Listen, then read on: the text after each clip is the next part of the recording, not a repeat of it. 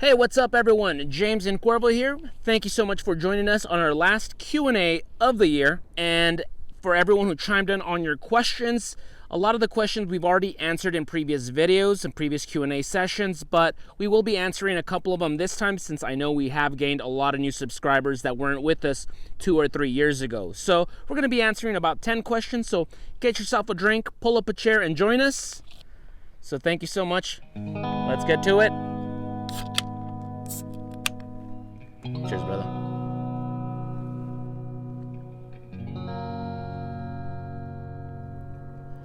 So starting off with question number 1, who is asked by Larry Karouche 6995, who asks, why don't you have a dog to do solo camping with? It would help alert you and keep you safe. Larry, that is a great question. I have been wanting a dog for years. However, it's not like buying a flashlight or a knife or a backpack. This is a living creature. This is an investment financially and emotionally that's going to last up to 20 years. So it's not something to be made lightly. Now, I do have 2 full-time jobs, and I have 4 cats, and I travel a lot. So it's just not looking feasible for me to spend enough time with this little dude. And, it's a financial investment, the vet bills, the food. So one day in the future, I've already narrowed down the name of my puppy once I have her. She's either going to be named Nikki Six or Mick Mars, two members of Motley Crue. So fingers crossed someday in the future. In the meantime, I have gone fishing and camping with my brother's dog Momo. She's an adorable little puppy. And I haven't filmed any of those adventures. Sometimes you just got to put the camera down and just live in the moment. And she's adorable. I love her so much. I think it's inevitable that she will be featured in a video at some point. So, yeah, keep your eyes peeled. I'm sure by spring or summertime, she'll be in the video. She's really cute. The question number 2 comes from Edgar 4. He says, choose one Cuervo Negro song that would represent the Junkyard Fox channel. Which would it be? I don't know, man. That's a hard question. I think I like to think of the moments and moments in time when we're camping and it's dark out or it's cold, something more still as the wind is. So I would go for something like For the Night or Desert Sage, which has more movement and subtlety to it. But for those moments that are high action kind of, I would say For the Desert. It has more of a desperado sound to it, a more energy. So I would say it fits the rawness of it. Since I recorded it with just a tambourine at my foot and the guitar. There's just 2 instruments in that song, but it doesn't take a lot to make a lot of noise, if that makes sense. And I think this For the Desert would be a good song for the channel. What about you? As for myself, it's like Cuervo said, it's very difficult because so many songs have different emotions. But if I had to choose just one Cuervo song that really represents Junkyard Fox as a whole, and there wasn't an easy choice, I'd probably go with Bandolier off his second album. And you hear that song a lot when I'm editing, so you hear it a lot. And what I like about it, there's a slow anticipation. There's a slow build-up. And I think that really represents the desert, just how quiet it can be. But there's always things happening. You can run across a snake 3 feet from now. You can run across a wild meal over here. You can find an opportunity, water, you know what I mean? And it's just around the bend. There's always something, good or bad. And it's a good reminder to just slow down and just breathe and just embrace the moment. So it's not the most exciting song. It's not even very long. I think it's like, 1.5 minutes? But I think that one really helps, convey the idea of the desert, the beauty and the dangers of it. So, yeah, I'd probably go with Bandolier. Question number 3 comes from Plinking Fun, who asks, hi guys, would you consider exploring the traditional camping survival methods of the Wild West and Mexican cowboys in the 19th century, particularly the use of wool ponchos, blankets, and shelters of that era? Thank you, James and Cuervo. Most definitely. I think that sounds really cool. I would just have to do a lot more research into the specifics of it. Now, sadly, there's not a lot of saved written documentation about what was going on down here. There was a lot less people writing down records down here than there was, say, back up east. And truthfully, a lot of these Mexican pueblos and Apache villages, majority of those folks were illiterate, so they didn't know how to write down documentation. And then even of those that knew, they didn't think about writing just everyday things, recipes for food, a step-by-step guide on how to do certain things, because to them it was such an everyday thing. It's like us writing a step-by-step guide on how to mow our lawn on a Saturday morning. It's such a throwaway thing for us that we don't think that, hey, maybe 300 years from now someone's going to want to know how we did it exactly. So a lot of the records aren't saved, and then some of them that were written down, sadly, they still have to survive 200 years of harsh weather and warfare and so on and so forth. So I'm sure there's some records out there that's just not as much, but I'll look into it. I do know a lot of the huts in this area were like mud huts and straw huts, that kind of stuff. And I'll look into it. I think that does sound pretty intriguing. So question number 4 comes from Rider Storm 666. He says, Cuervo Negro, why haven't you designed your own blade like James did? It would be cool. Awesome channel and very informative. That's a good question. I would approach it more in the sense of how Squire was made in terms of like guitars, but Squire is like the cousin of Fender. They make the same copy of guitars, but they sound a little not as good, but they're still workable. So I would approach it in that sense of making a knife that is affordable, but still it works. It still works. So, but if anything, I would go with a slider grind of a Puco and make it all black, baby, because that's how I roll. And that's how I would approach it. But if anybody's interested, just let me know. Question number 5, and apologies if the audio is a little garbly with the wind. We have strong winds today. But Troy Jenkins 3886 asks, I got 2 for both. If you had a one-time wish and could do anything you wanted, what would it be? Also, what struggles do you have being creators, musicians, artists, etc.? If I had one wish to do something I want, we're definitely on the route to get there, is I want to do Junkyard Fox full-time. I want to be my own boss, because I do have a full-time day job, as I've mentioned before, and Junkyard Fox is already a full-time day job at this point, as is Cuervo Negro, and he has a full-time job. So I think it'd be cool if we could just run our own studio and we're able to film Junkyard Fox videos several times a week, and then also do other projects as well, because we're both creative people and we would both like to branch out to try different things in terms of filmmaking and stuff along those lines. As for the struggles of being a creative person, is staying motivated, motivated and inspired, because it's easy to start at the beginning when you first form a band or a podcast or whatever, but within 2 weeks, you're very excited. Within 2 years, things start changing, especially when business decisions have to be made. And within 5 years after that, it's different. You got to remain adaptable. You got to, there's going to be times where you're heartbroken. There's going to be times where tragedy has happened, or you're just not in the mood, or you're tired, and you still got to get up, and you got to be your own boss and get up and keep doing these things. And, we'll be honest, there's times where we're not excited to film a particular video. It can get a little difficult, particularly because we're both creative people, and sometimes Junkyard Fox stifles us in terms of like what we would like to do. But I have no right to, complain about that. You guys, signed up to watch us do Southwest outdoor stuff, but we would like to do more like I would like to direct more short films and music videos and stuff like that. And that's about it. Cuervo? The one-time wish, I would want a studio. I always remember Nick Cave and Warren Ellis. They have their own studio where they work on their albums and they work on soundtracks. And I always thought that was cool. It's amazing to me to just dedicate your life to what you love.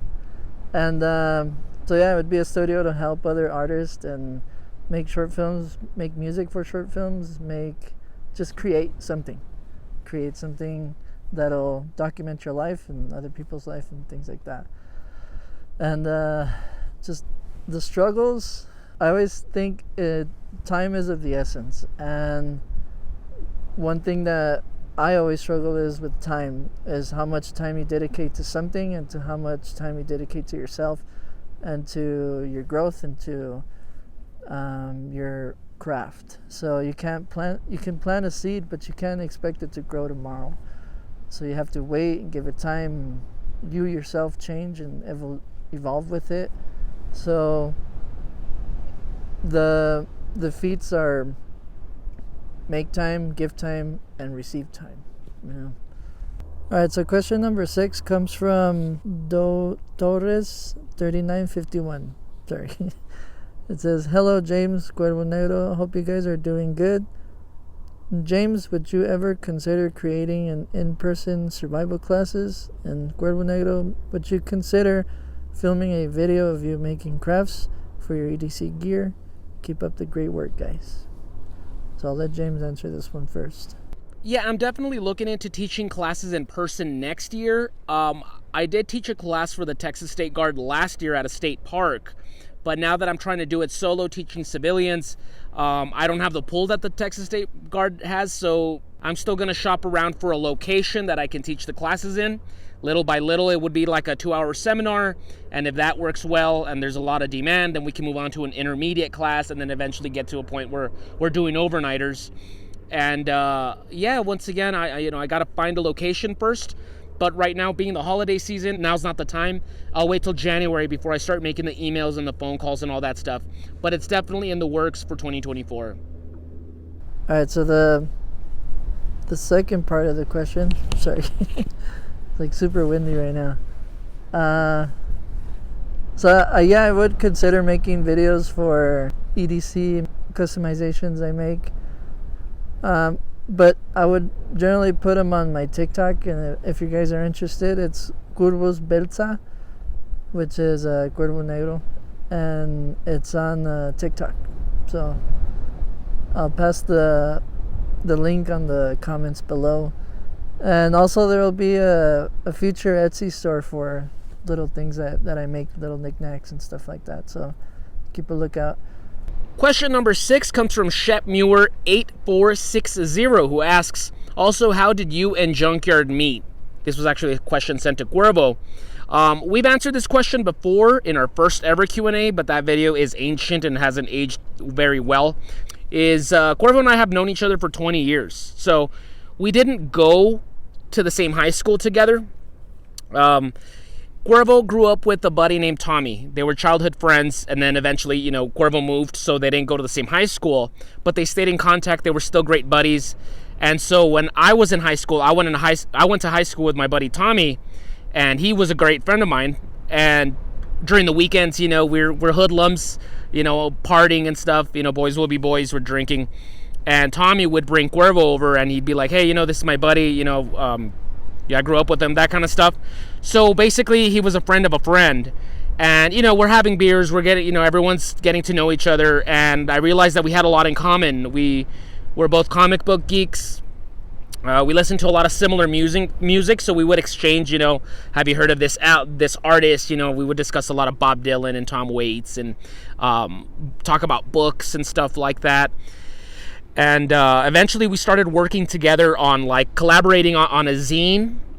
We did a zine together. We worked on a comic book together, stuff like that. So we realized we were both fellow creatives. So, not only did we have at the moment, having a good time drinking beer, bonding that you have with your friends in high school, but past high school, we had this, we like to collaborate and work, bounce ideas off each other kind of thing.